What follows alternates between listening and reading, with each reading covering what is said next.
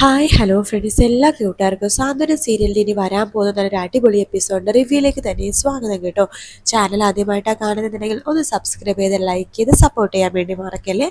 അങ്ങനെ ആര്യനും ആകാശിനെയും കൂടി പോലീസ് സ്റ്റേഷനിലേക്ക് കൊണ്ടുവരാം കേട്ടോ. അവിടെ എത്തിയ ആകാശും ആര്യനും ആകെ ഷോക്കായി പോവാണ്. തൻ്റെ കുടുംബത്തിലെ എല്ലാവരും അവിടെ നിരന്ന് നിൽക്കുകയാണ്. അവിടേക്ക് CA വരുന്നുണ്ട്. എന്തായാലും ഈ കോളം തികയാൻ ഇനി ഒരേ ഒരാൾ മാത്രം വന്നാൽ മതി, മീനാക്ഷി. അവളെ ഉടനെ പോലീസ് കൊണ്ടുവരും എന്നിങ്ങനെ പറയാട്ടോ. അപ്പോൾ ആകാശ് പറയുന്നുണ്ട്, മേഡം പ്ലീസ് മേഡം, മീനാക്ഷിനെ ഇവിടെ കൊണ്ടുവരില്ല മേഡം. ആള് എന്താണ് വില്ലേജ് ഓഫീസറിൽ അവിടെ ജോലി ചെയ്തുകൊണ്ടിരിക്കുകയാണ്. അവൾക്ക് ഇതൊക്കെ വലിയ നാണക്കേടുള്ള കേസാണ് മേഡം. അതുകൊണ്ട് അവളെ മാത്രം ഇവിടെ കൊണ്ടുവരില്ല മേഡം. ബാലൻ പറയണ്ട, അതേ മേഡം, വേണ്ട മേഡം, അവളിവിടെ കൊണ്ടുവരില്ല മേഡം, അത് അവളുടെ ജോലിനെ ബാധിക്കുന്ന കാര്യമാണ്. CA പറയുന്നുണ്ട്, അത് പറ്റില്ല, പരാതി തന്നിരിക്കുന്ന എല്ലാവരെയും ഞാനിവിടെ കൊണ്ടുവരും. മീനാക്ഷിനെ കൊണ്ടുവരാൻ വേണ്ടി ആള് പോയിട്ടുണ്ട്. ആള് വരട്ടെ. അതിനുശേഷം നിങ്ങളൊന്ന് തെറ്റ് ചെയ്തിട്ടില്ലെങ്കിൽ നിങ്ങൾ എന്തിനാ പേടിക്കണത്?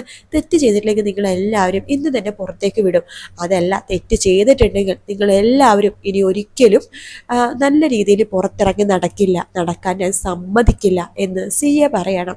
അങ്ങനെ കോൺസ്റ്റബിൾമാര് നമ്മുടെ മീനാക്ഷി ജോലി കഴിഞ്ഞ് പുറത്തേക്ക് ഇറങ്ങാൻ കാത്തിരിക്കാട്ടോ.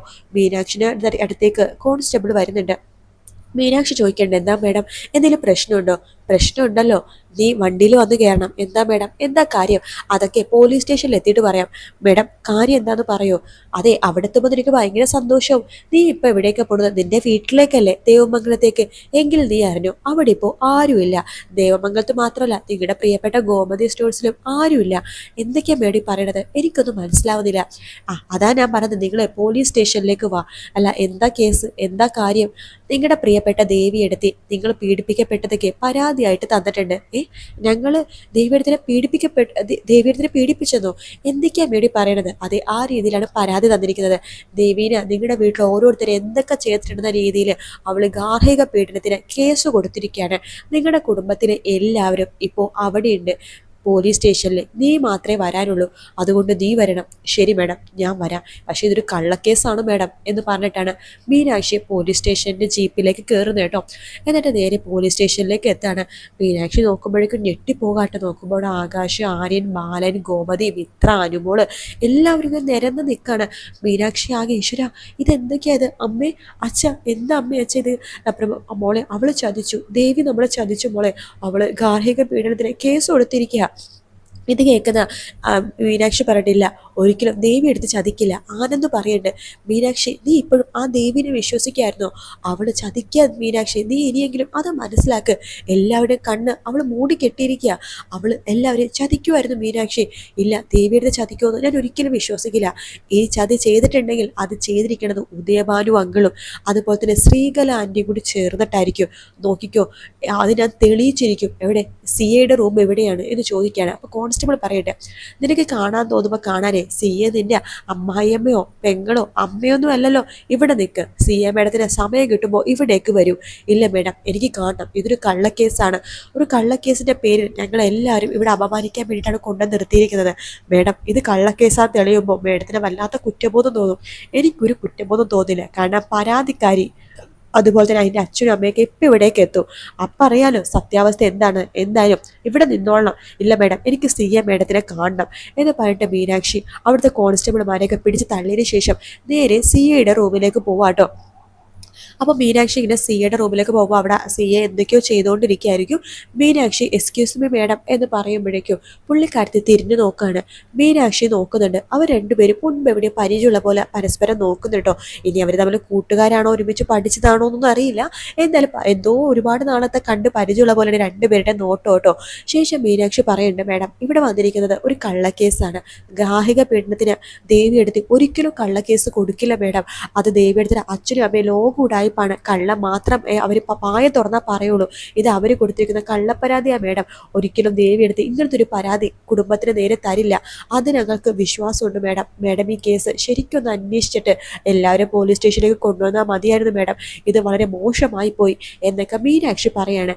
മീനാക്ഷി പറയുന്നതിൽ കാര്യമുണ്ടെന്ന് ശരിക്കും CAക്ക് മനസ്സിലാവാട്ടോ. കാരണം മീനാക്ഷി ഓരോരോ കാര്യങ്ങൾ കറക്റ്റായിട്ടാണ് പറഞ്ഞു കൊടുക്കുന്നത്. അങ്ങനെ CA തീരുമാനിക്കുകയാണ്, ദേവിക്ക് വയ്യ എന്നൊക്കെ പറഞ്ഞിട്ട് ഉദയഭാനു സ്ത്രീകളെ കൂടി അവിടെ എത്തുന്നുണ്ട് കേട്ടോ. ആ സമയത്ത് നമ്മുടെ CA നേരെ ദേവീനെ കാണാൻ വേണ്ടി പോകുന്നുണ്ട്. ദേവീനെ വിളിപ്പിക്കുന്നുണ്ട്. ദേവി വരുമ്പോൾ പിന്നെ സത്യങ്ങളൊക്കെ എല്ലാവരും മനസ്സിലാക്കാട്ടോ.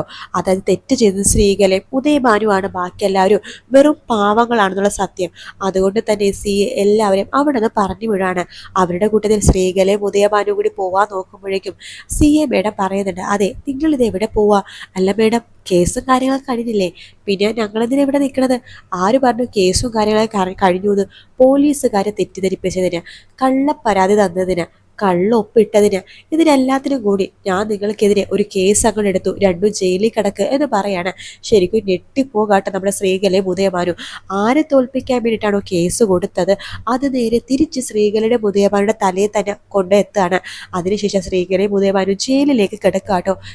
ആണെങ്കിൽ ബാലനോടും ഗോമതിയെടുത്തും എല്ലാവരോടും മാപ്പ് പറയുന്നുണ്ട്, സോറി എന്ന് പറയുമ്പോഴേക്കും മീനാക്ഷി പറയുന്നത്, മേഡം പെണ്ണുങ്ങൾക്ക് അനുകൂലമായിട്ടാണ് ഇപ്പോൾ നിയമവും വിധിയും കാര്യങ്ങളൊക്കെ വന്നിരിക്കുന്നത്. പക്ഷെ എങ്കിലും ഒരു കേസ് വരുമ്പോൾ അതിൻ്റെ സത്യാവസ്ഥ അന്വേഷിച്ചിട്ട് ഒരു കുടുംബത്തെ മുഴുവൻ പോലീസ് സ്റ്റേഷനിൽ കൊണ്ടുവരേണ്ട കാര്യം ഉണ്ടായിരുന്നുള്ളൂ മേഡം. ഇത് കണ്ടില്ലേ, ഇത് ഞങ്ങളുടെ അനിയത്തി അനുമോളാണ്, അവൾ എത്രമാത്രം ടെൻഷനായിട്ട് പേടിച്ചാൽ നിൽക്കണമെന്ന് മേഡം കണ്ടില്ലേ?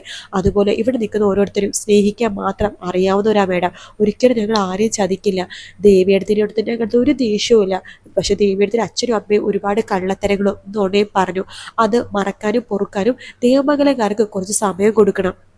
അതിനുശേഷം ദേവിയെടുത്തിന് തീർച്ചയായിട്ടും ഞങ്ങളുടെ ഈ അമ്മയും അച്ഛനും തന്നെ തിരിച്ചു വിളിച്ചോണ്ട് വരും എന്ന് പറഞ്ഞിട്ടാണ് മീനാക്ഷി എല്ലാവരെയും കൂട്ടിക്കൊണ്ട് അവിടെ ഞങ്ങൾ തിരിച്ച് വീട്ടിലേക്ക് പോകുന്നത് കേട്ടോ. അവിടെ അവർ പുറത്തേക്ക് ഇറങ്ങുമ്പോൾ തന്നെ നാട്ടുകാരൊക്കെ കളിയാക്കുക കേട്ടോ. പീഡന കേസിലെ ആൾക്കാർ പറഞ്ഞു, ഒരു പാവം പെൺകുട്ടിനെ വീട്ടിലെത്തിട്ട് എന്തൊക്കെ ക്രൂരതകളാണ് നിങ്ങൾ ചെയ്തത്. പത്രത്തിലും ടി വിയിലൊക്കെ വാർത്ത വന്നേ, ടി വിയിലൊക്കെ ഫ്ലാഷ് ന്യൂസായിട്ടാണ് കാണിക്കണത്. നാടുള്ള ബാല, നിങ്ങൾക്ക് പോയി തൂങ്ങി ചത്തൂടെ എന്നൊക്കെ പറഞ്ഞിട്ട് ആൾക്കാർ ശരിക്കും കല്ലെറിയാട്ടോ ഇവരെ. അതായത് വളരെ മോശമായിട്ട് പറയാണ്. തിരിച്ച് ദേവമംഗലത്ത് എത്തുമ്പോഴോ കൃഷ്ണമംഗലത്തുള്ളവരുടെ കളിയാക്കൽ വേറെ, അച്യുതനും ഭാര്യയും ഒക്കെ കൂടി ചേർന്നിട്ട് എന്നാലും നാണുല്ലല്ലോ. പോലീസ് സ്റ്റേഷനിൽ കുടുംബം മൊത്തം കയറിയ നിരങ്ങി വന്നിരിക്കുക. രാവിലെ അറസ്റ്റ് ചെയ്തുകൊണ്ട് പോയതാ, പാതിരാത്രിയാ തിരിച്ചു വന്നത്. പോലീസുകാരെ നല്ല അടിയൊക്കെ കിട്ടിയോ എന്നൊക്കെ പറഞ്ഞ് കളിയാക്കൊക്കെ ചെയ്യാട്ടോ. ബാലനും ഗോമതിക്ക് വല്ലാത്തൊരു വിഷമം തോന്നിയിട്ട് അവർ തിരിച്ച് വീട്ടിലെ ഉള്ളിലേക്ക് കയറിയിട്ട് എല്ലാത്തിനും കാരണം ആ ദേവി എന്ന് ഗോമതിയും ബാലനും ആനന്ദൊക്കെ വീണ്ടും പറയുമ്പോൾ നമ്മുടെ മീനാക്ഷി പറയുന്നുണ്ട്, അമ്മേ അച്ഛ നിങ്ങൾ ഒരിക്കലും അങ്ങനെ പറയല്ലേ. ദേവിയെടുത്ത് ഇതൊന്നും അറിഞ്ഞിട്ട് പോലും ഉണ്ടാവില്ല. ഇതെല്ലാം അയാളുടെ ചതിയാ, ആ ഉദയഭാനുടെ ശ്രീകരുടെയും ചതി. അത് നിങ്ങൾ ഇനിയെങ്കിലും മനസ്സിലാക്കുക. ദേവിയെടുത്ത് ഒരു പാവാണ്. ദേവിയെടുത്തേക്ക് ആരെ ചതിക്കാനോ വഞ്ചിക്കാനോ പറ്റിക്കാനോ സാധിക്കില്ല. അത് നിങ്ങൾ മനസ്സിലാക്കുക. ദേവിയെടുത്ത് അറിഞ്ഞുകൊണ്ടല്ലേ ഇതൊക്കെ ചെയ്തത് എന്ന് പറഞ്ഞിട്ട് ദേവിയുടെ ആ ഒരു ദേവിയെ കുറിച്ചുള്ള തെറ്റിദ്ധാരണ മാറ്റുകയും കൂടി നമ്മുടെ മീനു ചെയ്യുന്നുണ്ട് കേട്ടോ. അപ്പൊ ആ ഒരു ഭാഗമാണ് നമ്മൾ നാളെ നമുക്ക് സീരിയൽ ഇല്ല കേട്ടോ. ഇന്നും സീരിയൽ ഉണ്ടായിരുന്നില്ല, കാരണം ഓണവും കാര്യങ്ങളൊക്കെ ആയതുകൊണ്ട്. ഇനിയിപ്പോൾ മറ്റന്നാളാണ് നമ്മുടെ എപ്പിസോഡും കാര്യങ്ങളൊക്കെ കാണാൻ വേണ്ടി സാധിക്കുന്നത്. അപ്പോൾ എല്ലാവർക്കും ഹാപ്പി ഓണം. മറ്റൊരു വീഡിയോ ആയിട്ട് വീണ്ടും കാണാം ഫ്രണ്ട്സ്. എല്ലാവർക്കും ടേക്ക് കെയർ, ബൈ ബൈ.